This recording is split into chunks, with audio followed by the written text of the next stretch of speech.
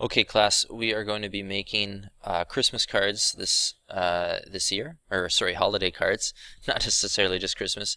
And this is kind of the end product, what we're going to be looking at here. It's got a front. When it folds over, this is going to be the back. At the top, you'll see that the word is upside down because when it's folded over, that'll be the right side up. And it's just a simple design. We're going to have a very highly textured background behind a shape that is a color that you think would be appropriate. You can choose, instead of a circle, to do a triangle or a square. Whatever you feel like. You'd probably have to modify the size of either the text or the shape here in order to make that work. But let's begin at the beginning. So we'll go to File, New, Blank File. The width is 5.5 inches. The height is 8.5 inches. The resolution will be 300. And you press OK. The reason why we're doing this all with the same size and same orientation is that we want a consistent feel between the cards that are made, because more than one is going to be selected to be used. So we want it to all feel like it's part of the same series. You'll notice that I have rulers at the top of my document and at the left side of my document. Those are activated or put away by going to View and Rulers. So if you don't have it like this, go up to View, press Rulers. From Rulers, you can pick a guide. Now, guides are as easy as you just hover over the ruler, any point along here in the white, you click and drag down to create a guide. You can create more than one guide. Guides are just there to help you align things and sort out spacing and measurement. You can do it from the left side too, and create guides that go anywhere along here. Once they're on here, you can also adjust them. I'm just going to drag these back off the document, back up to the ruler to make them disappear, back up to the ruler, back up to the ruler. So the one we want, we know that the document height is 8.5. 8.5 divided by 2 is 4.25. So if we drag this down, 4.5 would be here, 4.25 would be here. And we can let go. This divided our project into two parts: the back, which is going to be up top here, and the front, which is going to be below. First thing we're going to do is get the background image down into this space here. So open up Google, look up an appropriate image, something that you associate with the holiday time. Maybe it's Christmas, maybe it's I guess Diwali would be an appropriate thing to have here too. Various different faiths and cultural groups will have different things during holidays, and you might choose something from one of those associated groups. So holly might be one for the Westerners, and it's important that when you search images, you look in search tools, make sure those images are large so that their resolution is high enough for you to use, and click on labeled for reuse or labeled for reuse with modification, because we are going to be modifying it, and we'd love to use these people's hard work and good photographic stuff, but we want to follow their copyright request. So close up Holly. Let's pick one that we like the look of, view the image, right click and save the image so that it can be used. Let's call it Holly. Alright, going back to Photoshop, we are now going to open that. Holly. And in order to get this Holly picture into our card, we use the Move tool. Drag from these pixels here into here.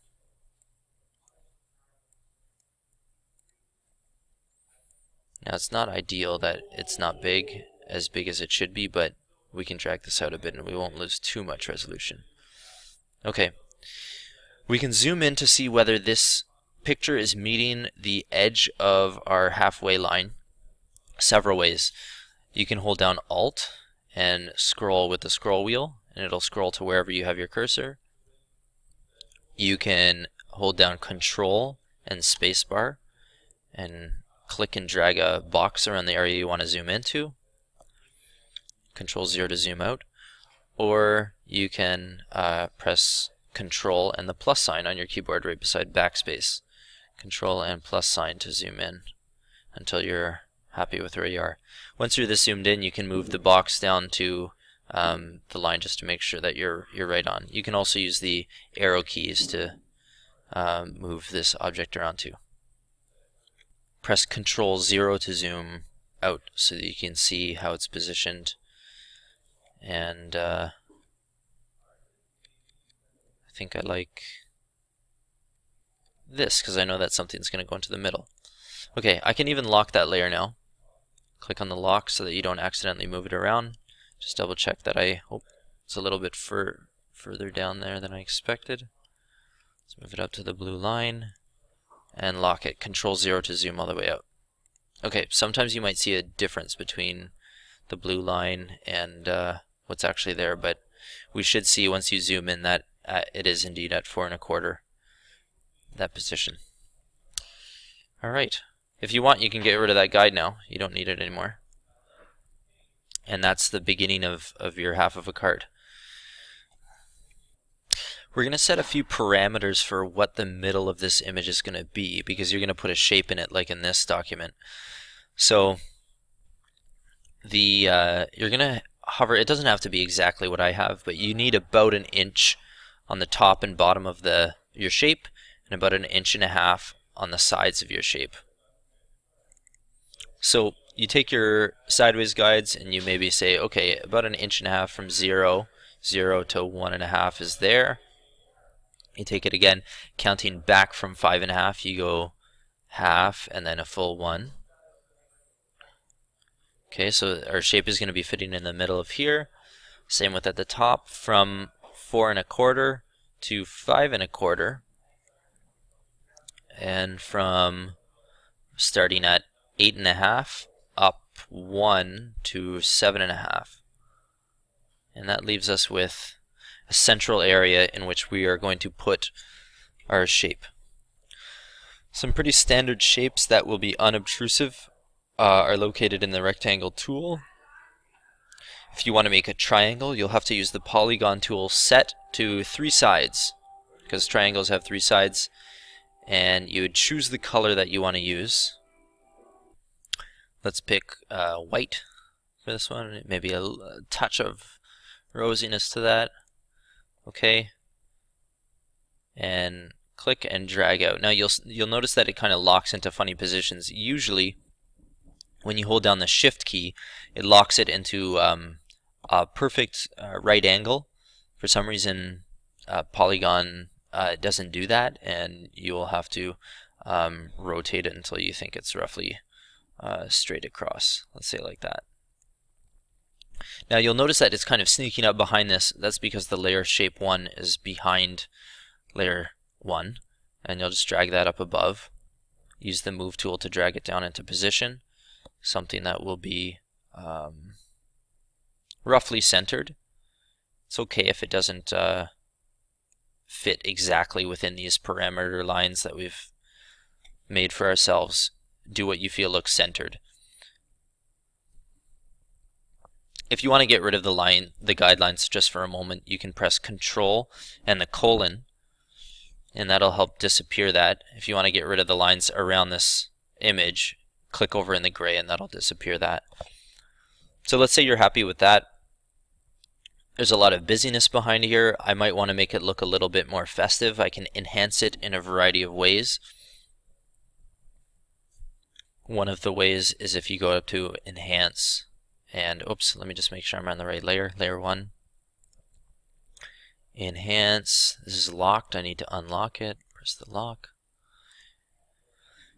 Enhance, adjust color, adjust hue and saturation. One way to make it all totally one color is if you colorize it and change the saturation and hue. You can make it kind of a golden color, you can make it a greeny color.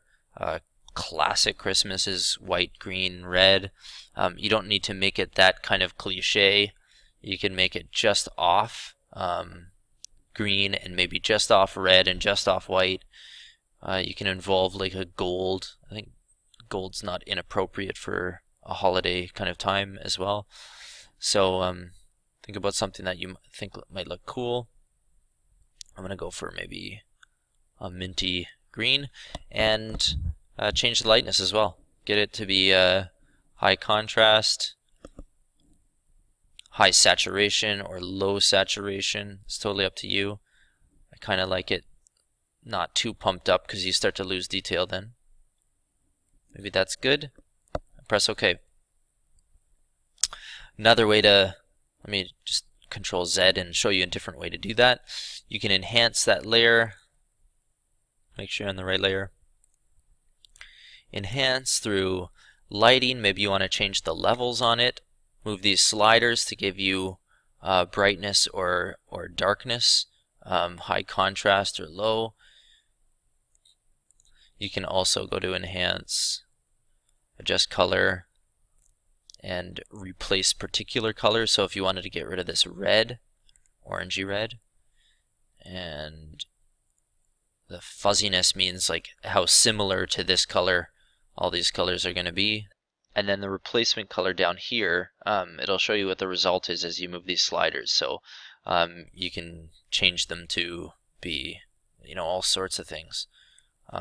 Likely you'll want to keep it somewhat consistent with what it was, but you can enhance in all sorts of ways and make those look unique or interesting. Another way you can do it is to enhance the color and adjust the color curves, and this gives you lots of different options. This whole dialog window, if you wanted to choose a different style so you can increase the contrast, and it already gives you kind of a pumped up line here. This used to be just straight, but if you increase the contrast, you'll notice that occur. Midtones, this is up a little bit from its original starting point. So I like that contrast. That looks great, and you can even increase that and let go to see what effect it has.